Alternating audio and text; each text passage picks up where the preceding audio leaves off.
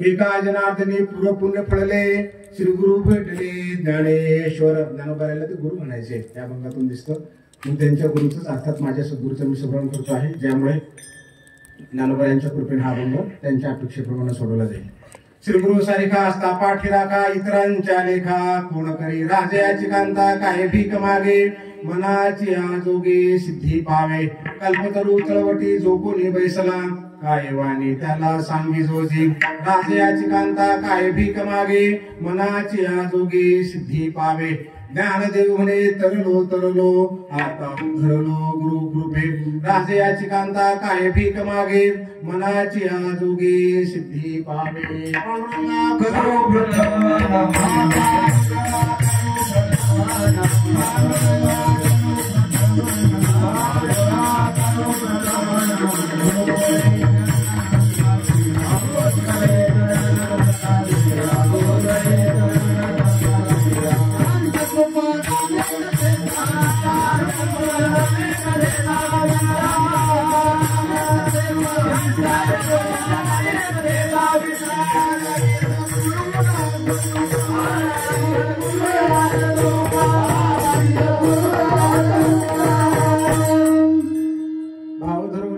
ज्ञानेश्वरी कृपा करी हरी तयावरी, स्वमुखी आपण सांगे तो श्री विष्णू, श्री गीता हा प्रश्न अर्जुनेसी, तेची ज्ञानेश्वरी वाचे वदता साचे, भय कळी काळाचे नाही तया, एका जनार्दनी संशय सांडवले धडधरे म्हणे ज्ञानेश्वरी, स्वमुखी आपण सांगे तो श्री विष्णू, श्री गीता हा प्रश्न अर्जुनेसी.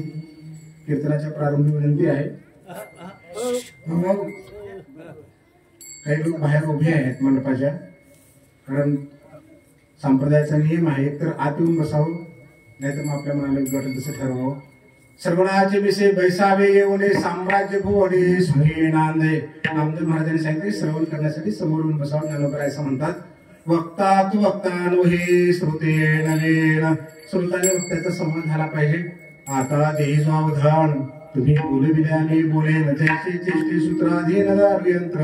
ज्ञानोबा श्रोत्याकडे बघून बोलतात, म्हणजे तुमच्या आमच्या चेहऱ्यावरचे हावभाव आपल्याला दिसले पाहिजेत, म्हणून आत येऊन बसवायची अपेक्षा आहे. भाव धरून या वाची ज्ञानेश्वरी कृपा करी हरी तयावरी. शांतपणे एकनाथ महाराज असं म्हणतात की भाव धरून ज्ञानेश्वरी वाचला असतं तुझ्यावर हरी कृपा करते. 2-3 सूचना कीर्तनाच्या प्रारंभी करायचे, पण पहिली फक्त एकच सूचना करतो, गायनाच्या विनंती करतो की कमीत कमी प्रमाण दिलेले प्रमाण 100% परफेक्ट असावे, त्याला बसणारे असावे, एवढीच विनंती. सरळ भाव धरून या वाचे ज्ञानेश्वरी कृपा करी हरी तयावरी. भाव धरून ज्ञानेश्वरी वाचला असतं तुझ्यावर हरी कृपा करतील, असं शांतीप्रभू एकनाथ महाराज ज्ञानोबारायांच्या ज्ञानेश्वरीच्या बाबतीमध्ये बोलताना म्हणतात. बरीच मुलं इथे दिसत आहेत, म्हणून मला मुद्दाम मुलांच्या अनुषंगाने बोलताना सांगायचं आहे की ह्या पहिल्या चरणामध्ये शंका निर्माण होते. पहिल्या चरणामध्ये शंका अशी निर्माण होते की नाथ महाराज असं म्हणाले की भाव धरून ज्ञानेश्वरी जर वाचला असतं तुझ्यावर हरी कृपा करतील. हरीचा आणि ज्ञानेश्वरीचा संबंधच नाही. ज्ञानेश्वर महाराजांनी ज्ञानेश्वरी लिहिली, काय म्हणायला पाहिजे होतं, जर भाव धरून ज्ञानेश्वरी वाचत असतात तुला हरी कृपा करण्यासाठी ज्ञानेश्वर महाराज कृपा करतील म्हणायला पाहिजे होतं, पण नाथ महाराज हरी कृपा करतील म्हणाले.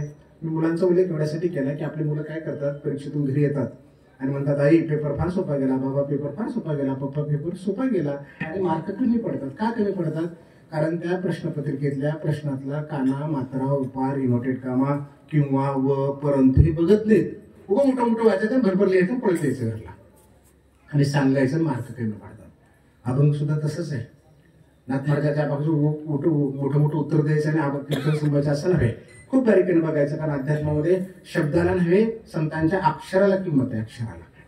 भाव धरून या वाची ज्ञानेश्वरी कृपा करी हरी तयावरी.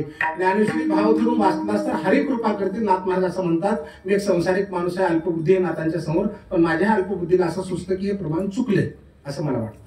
कारण हरीचा संबंध ज्ञानेश्वरीचा संबंधच नाही. अहो ज्याचं काम केलं तो कृपा करेल ना.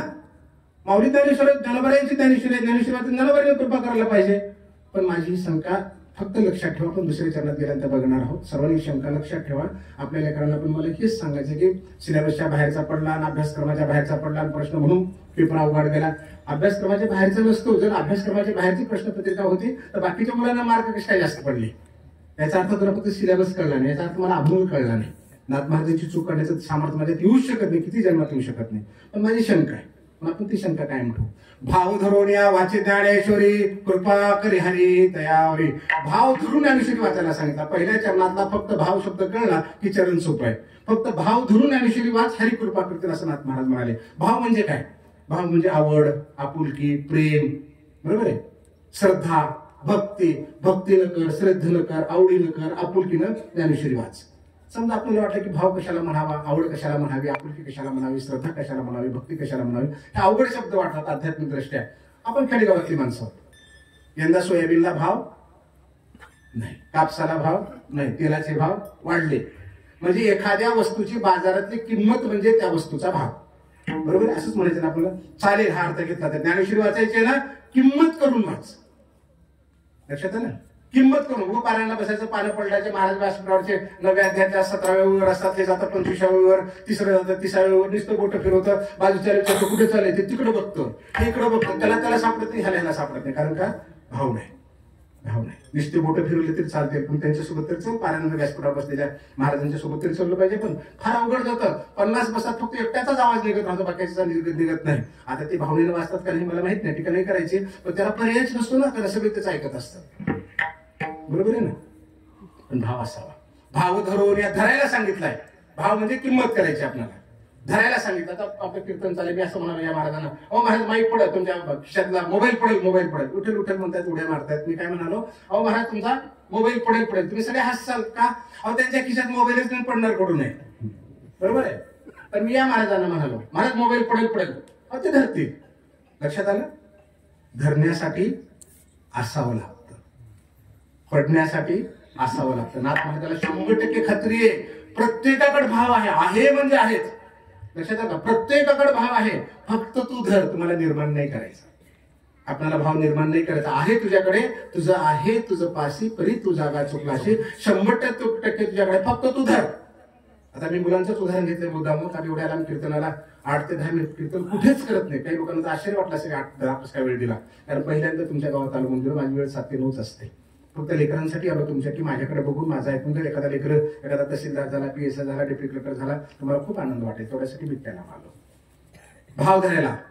तुमच्या लेकराने ज्ञानेश्वरी नाही वाचली तरी चालेल, त्याचा अभ्यास करून त्याच्या परीक्षेचे पुस्तकं म्हणजे त्याची ज्ञानेश्वरी कशी वाचावी? भाव धरून वाचावी. त्याला धरायचंय बरं का, फक्त पुस्तक धरायचं आहे, पुस्तक लिहायचं नाही. लिहून ठेवलेलं पुस्तक वाचायचंय त्याला, लिहून ठेवलेलं आहे ते पुस्तक लिहून ठेवलं, फक्त वाचायचे त्याला आणि धरायचंय त्याला पुस्तकाला. परत येऊ आपण त्या विषयावर. भाव धरून या. भाव धरायला सांगितला, याचा अर्थ तुमच्या आमच्यामध्ये प्रत्येकामध्ये आहे, फक्त तो आम्हाला धरायचा आहे. आणि ज्याला धरता आलं त्याचं कल्याण झालं. धरून या वाची ज्ञानेश्वरी. वाचायला सांगितले. वाचन म्हणजे कसं? ज्ञानोबा उत्तर देतात बघा. वाचे गीत गाईजे, वाचे गीत गाईजे, गाता गाता सर्वणी ऐकिजे. वाच असं नाही दिसतं. असं पोरांनी तुमच्या पुस्तक हातात धरायला सांगितलं बरं का, मी धरायला. भाव धरून या. पुस्तक धरायला सांगितलं. पुस्तक जर जमिनीवर ठेवलं, पोरांना पालतं पडलं वाचायला, पेंगलंच म्हणून समजा, लाळच गाळतं पुस्तकावर, झोपतं म्हणजे झोपतच. धर म्हणावं त्याला. धरले की पडते मला जागी राहतं. लक्षात आलं का?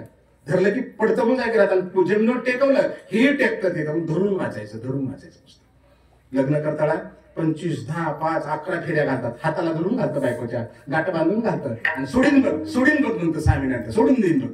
सोडण्यासाठी नाही, भाव धर. नाथ महाराजांनी धरायला सांगितलं, कारण संसार सुद्धा तसाच आहे, भाव धरूनच करायचा आपल्याला. सोडण्यासाठी गाडा बांधायचं आणि प्रदक्षिणा घालायचं. कारण धरलं ना, पण तिथे धरलं की मरेपर्यंत आयुष्यभर सोबत धरायचं. याचं नाव संसार आहे. असा जर संसार आपण केला, हरीची कृपा 100% होते. झोपडीत सुद्धा आनंद आहे. आणि जर धरून नाही राहिलो एकमेकाला, आपण भाव नाही राहिला, तर पंचपक्वांना 5 स्टार हॉटेलमध्ये सुद्धा आनंद नाही, 50 मजली इमारतीमध्ये सुद्धा आनंद नाही. पुणे मुंबईला जाऊन बघा तुम्ही, जर रेल्वे रस्त्यामध्ये कुठे थांबली ना, तर रेल्वे पटरीच्या बाजूला झोपड्या असतात. त्या झोपड्याचा डारडर घुरत असलेला आवाज येतो. आणि त्याच मुंबईमध्ये 50 मजली इमारत असते आणि 3 वाजता सुद्धा लोक असं पाठीमागे हातातून फिरत असलेल्या सावल्या आपल्याला दिसतात. इंजेक्शन गोळ्या घेऊन सुद्धा झोप येत नाही. का? भावच नाही, संदास नाही, प्रेमच नाही, नुसता व्यवहार चालत येतात. म्हणून ज्ञानेश्वरी वाचा, संसार करा, अभ्यास करा, काही करा, भाव धरून करा. भाव धरून या वाचे ज्ञानेश्वरी कृपा करी हरी तयावरी. धरून वाचायचे. आणि कशी वाचायचे? आपल्याला ऐकता येईल असे.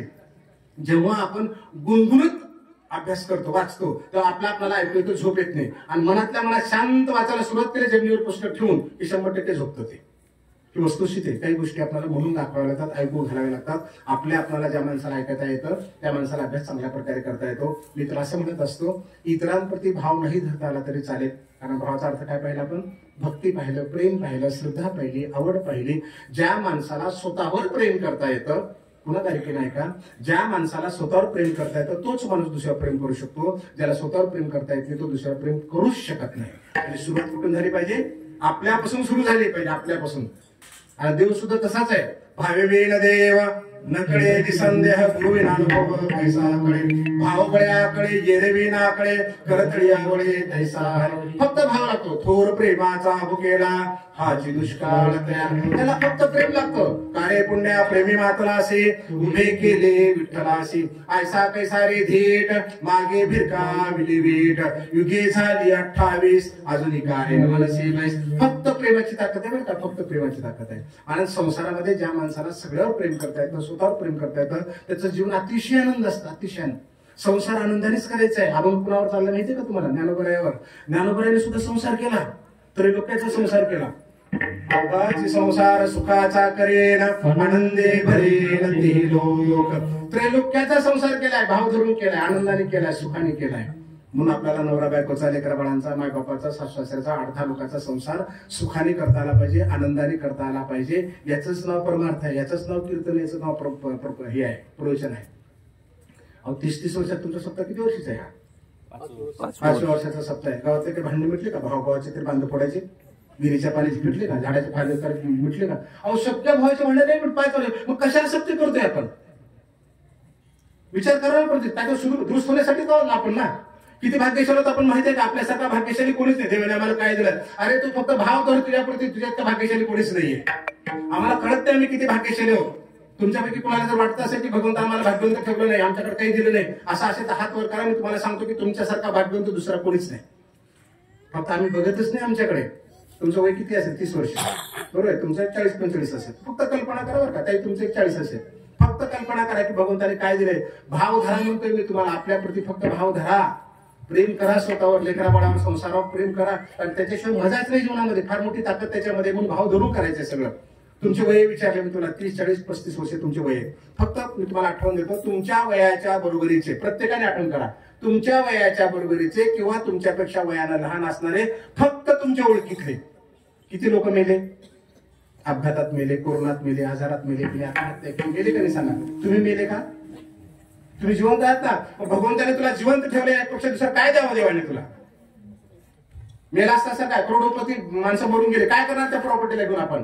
अरे तुला जिवंत ठेवलं हेच तुझं भाग्य आहे. गर्वी झाले जीवरी नाही पडलो मृत्यूच्या हारी, वाचून आलो ये तोरी उरले त्या हरी तुम्हा समर्पण. अरे रिटायर झाला 58-60 वर्ष तरी सुद्धा देव करा वाटत नाही माणसाला. चलत राहतात. अरे वाचवलंय, तुझ्या बरोबरचे कित्येक लोक मेलेत, आनंद व्यक्त कर, त्याची कृपामान क्षण हाची करावा विचार. आलं लक्षात? ज्ञानोबा काय म्हणाले? रिकामा अर्धघडी राहू नको अर्धघडी. पुढे ज्ञानोबा म्हणाले, काय म्हणाले? ज्ञानदेवी रमले समाधान हरीचे चिंतन सर्व काळ क्षण सुद्धा नाही, अर्धा क्षण सुद्धा नाही, प्रत्येक क्षणाला. कारण तुझी कृपा आहे भगवंता. अहो चालता चालता बोलता बोलता माणसं मरतात, झुटीतले बरेच माणसं उठत नाही, अटॅकनं मरून जातात. बाहेर घरला येतो, बाहेर जाऊन येतो म्हणतो, बाहेरच्या बाहेर मरून जातं, मुडदे घरला येतात. आम्ही जगतोय ना, याच्यापेक्षा काय द्यावं भगवंताने आम्हाला? तरी म्हणायचं देवाने आम्हाला काय दिलं? स्वर्गीचे आमार इच्छिता ते देवा मृत्यूलोक विभावा जन्मामा नारायणाने हो जीवन मुक्त कीर्तने अनंत गावो गीते. ते स्वर्गातले म्हणतात मृत्यूलोकामध्ये पाठव. हे लोकीचा हा देहे देव इच्छिता ते पाय धन्य मी जन्मालो. ते म्हणतात आम्हाला मृत्यूलोकामध्ये पाठव. आणि मृत्यूलोकाचं काय म्हणतो? मेलेलं बरं. बघा पेपर काढून 2 दिवसाला 4 दिवसाला 2 आत्महत्या 4 आत्महत्या चालतात. काय चाललंय? कारण तुला देहाची किंमतच कळली नाही. आणि त्या स्वर्गातल्या देवाला मनुष्य देह मिळेना झालाय. लक्षात आलं का? वैकुंठात सुख नाहीये, स्वर्गामध्ये सुख नाही. तुमच्या आमच्यात आहे, फक्त भाव धरायचे आपल्याला. वैकुंठी तोयसे नाही काही महाराज म्हणतात वैकुंठ सुद्धा नाही, म्हणून म्हणतात दुखा म्हणे गर्भवासी सुखे घाली. काय करायचं त्या वैकुंठामध्ये राहून? आम्हाला ह्या मृत्यू लोकांमध्ये पाठव. फक्त भाव धरता आला पाहिजे. भाव धरून या वाचे ज्ञानेश्वरी कृपा करी हरी तयावरी. ज्ञानेश्वरी भाव धरून वाचलास की तुझ्यावर हरिकृपा करणार आहे. ज्ञानेश्वरी म्हणजे ज्ञानाचा ईश्वर असणाऱ्या भगवंताने लिहिलेली ज्ञानेश्वरी आहे. ज्ञानाचा अतिशय मोठा भांडाराचा भाग म्हणजे ज्ञानेश्वरी आहे. आणि ती भावधर्म वाचावी असं पहिल्या चरणामध्ये नाथ महाराज म्हणतात. भावधरणी वाचताना